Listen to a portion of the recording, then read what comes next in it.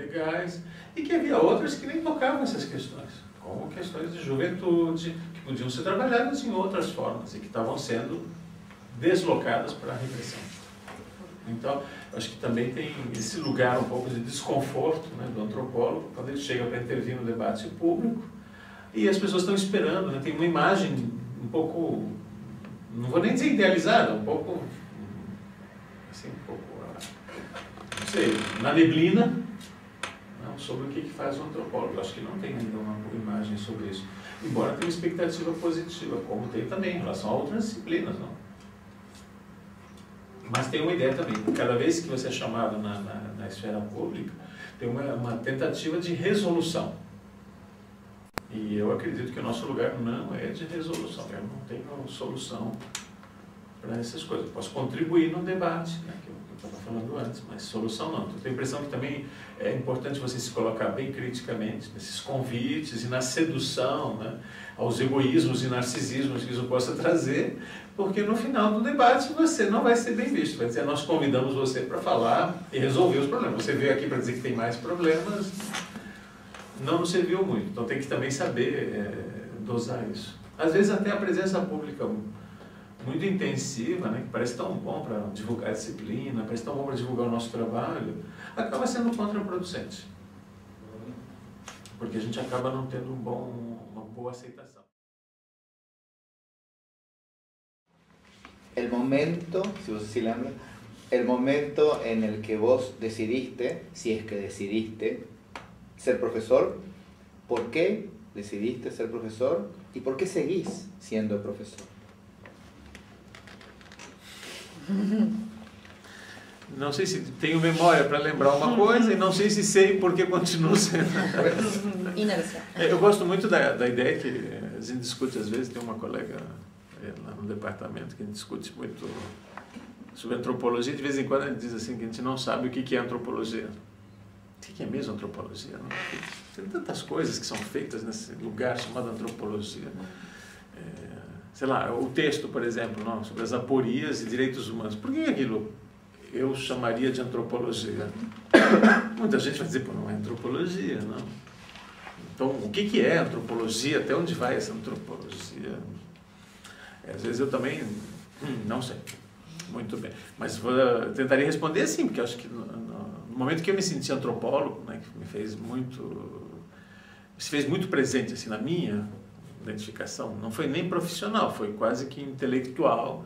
Eu disse, olha, eu gostei de estar nesse lugar, e que era um lugar que eu nunca conseguia situar muito bem. Então eu estava fazendo etnologia africana, eu me sentia lá em Paris 5, me sentia muito confortável com os africanistas, mas a gente tinha seminários, nós tínhamos seminários junto com pessoas que, como uma colega brasileira também que estava lá, colega agora no departamento também, que fazia pesquisa sobre gênero.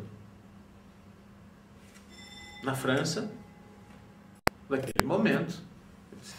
Por que nós estamos juntos? Né? O que nos faz aproximar? Né? E fazia inclusive as nossas discussões próximas. Né?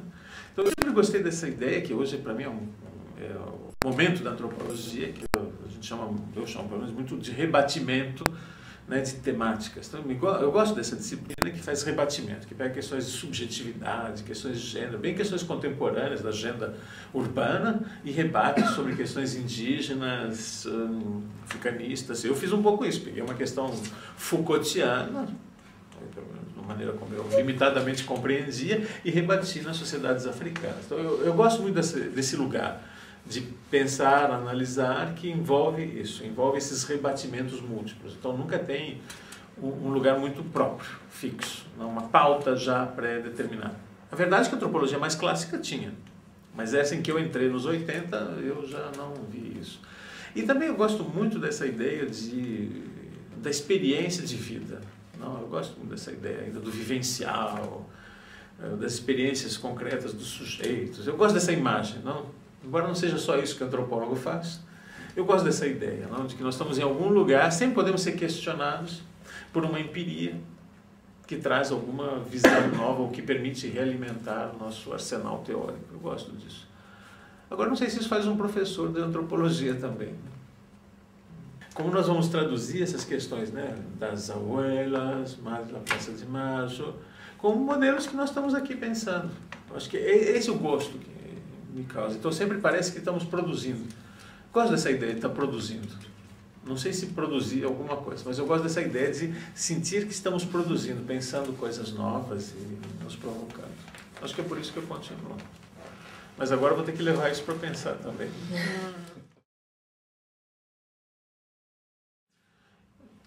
Só que apareceu de um ponto de vista e de uma estratégia, de um modo de fazer que não me parecia convincente, que era o modo das ciências da saúde, que tinha muita atuação com pesquisas em seres humanos, particularmente questões de testes de medicamentos, e que me pareciam trazer uma interpretação do que é ético diferente da que eu tinha.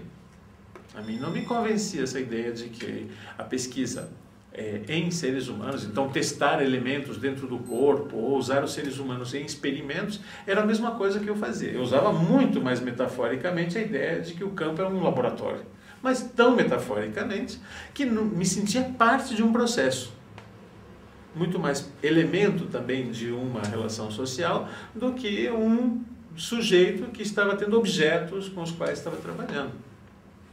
Então sentia um pouco de desconforto.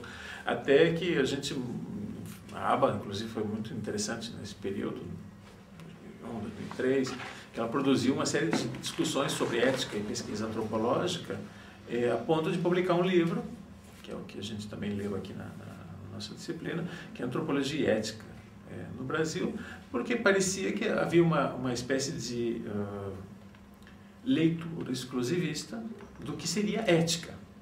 Por exemplo, chegar no trabalho de campo e avisar aos seus sujeitos, ou adverti-los e ter uma autorização, ter o que se chama hoje termo de consentimento livre esclarecido, assinado, identificado pelos sujeitos que sabem que estão participando de uma pesquisa, no trabalho de campo me parece extremamente complexo e inadequado. Não que a gente não tenha, e aí vou então colocar os problemas, não que a gente não tenha que anunciar que está fazendo uma pesquisa, mas a quem você anuncia que está fazendo uma pesquisa?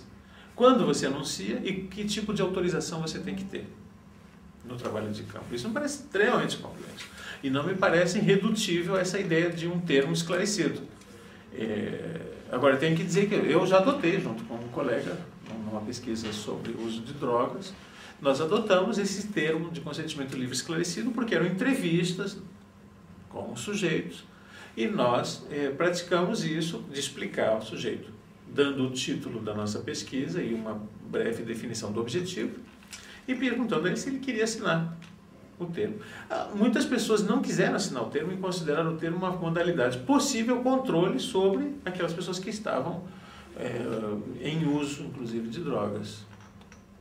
Então, alguns se recusaram a assinar. A gente, de qualquer forma, vamos dizer assim, tomou o termo, escreveu que a pessoa se recusou, selou aquilo como um documento, né? Grafamos, pedimos para a pessoa assinar, ela não quis assinar também, por fora do envelope, para mostrar que aquilo havia sido um ritual. Nós produzimos um ritual, né, de termos de consentimento livre esclarecido. Então já usei isso, sei que em algumas situações não funciona, mas sei que em trabalho de campo é muito mais complicado e a gente não tem como parar a vida de todo mundo que a gente está interagindo para avisar. O que nós temos? Entrada em campo através das pessoas que são reconhecidas pelo local, dos nossos, eu chamo às vezes de zeladores, que são aqueles que nos apresentam, são os que nos recebem, né, através deles, e anunciar onde a gente estiver fazendo uma atividade de intervenção, que nós estamos fazendo pesquisa. Agora, daí a termo de consentimento livre esclarecido, me parece que ainda há uma área muito complicada a ser abrangida. Esse é um debate que eu acho que a antropologia deveria estar insistindo, né? Deveria estar insistindo. Não vou dizer a especificidade só da pesquisa, senão que o trabalho que nós estamos fazendo não é o mesmo tipo de intervenção laboratorial e com objetos, né? Os nossos sujeitos são sujeitos plenos, inclusive interagem conosco e hoje em dia, nas discussões sobre etnografia, eles são tidos como presentes. Não só nós somos escribas do que eles estão falando, mas a maneira como eles nos apropriam também faz parte dos nossos relatos etnográficos. As nossas estratégias também de campo também fazem parte do relato. Então, eu considero que aí a questão ética tem que ser recolocada.